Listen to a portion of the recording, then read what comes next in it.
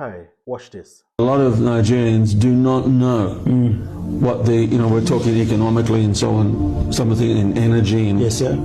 International Monetary Fund and all of these global diktats upon this nation. They don't know. I mean, if you go back to the Kissinger report, 1974, Kissinger report, it was secret then because he was Secretary of State of America, but now it has to be public because of the law over there after 50 years or something like that. 1974 Kissinger report, it says explicitly there that the Nigerian people must not be given access to their resources, that they must be kept for the rich nations. And then you have the structural adjustment program of the 1980s here that privatized our companies and sold off our companies to foreign interests, deindustrialized our nation, and that was supposed to make our economy more efficient. Well, it's led us to where we are today. It is. And so the thing is that most Nigerians don't know this.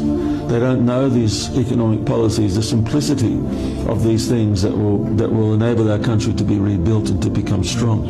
Back in the 1970s, almost everything we consumed was made in Nigeria, and that's been systematically destroyed by foreign powers, so that they can have access to our resources and we won't be using them on ourselves.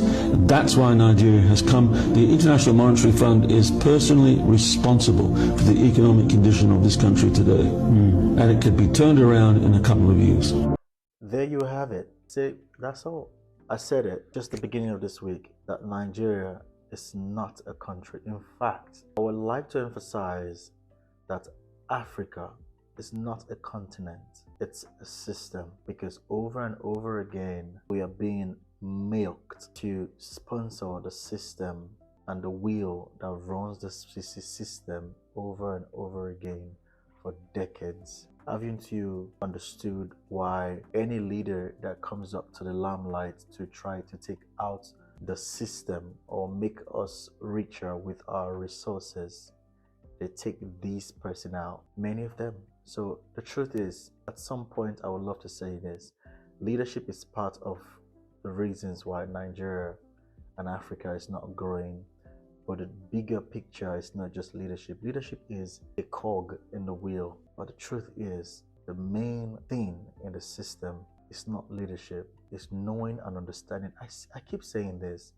Tinubu had been in other regimes. He worked with other people. We've had 16 presidents since 1960, and Tinubu was part of these 16 presidents and the administration.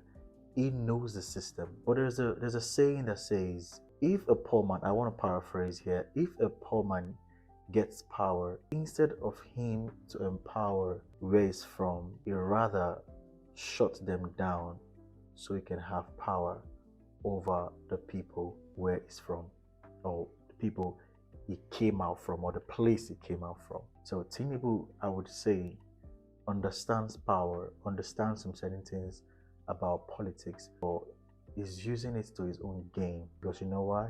He wants to eat his cake and have it. So Nigeria, one thing you guys need to know, we are now adapting into the culture of hardship, which is not acceptable. It's up to us. Leadership is not just the only thing we need in Nigeria. We have a lot of people that are well read, that have leadership qualities and all that. But why are we still where we are? So it's not about knowledge, because knowledge without impact, it's just waste. We need to understand the system. The system is keep them poor. Let them not use their own resources. And you think the amalgamation of the Northern and the Southern Protectorate was the advancement of unity in the nation? No. It's just for the benefits, the administrative and the economic benefits of the British colonial regime at that time. Nothing else. So the Northern and the Southern part coming together was not for unity. It was basically for administrative and economic value for the British. It is what it is. Wake up. I'm Alexander Asai. I speak laws, principles, system, and structures.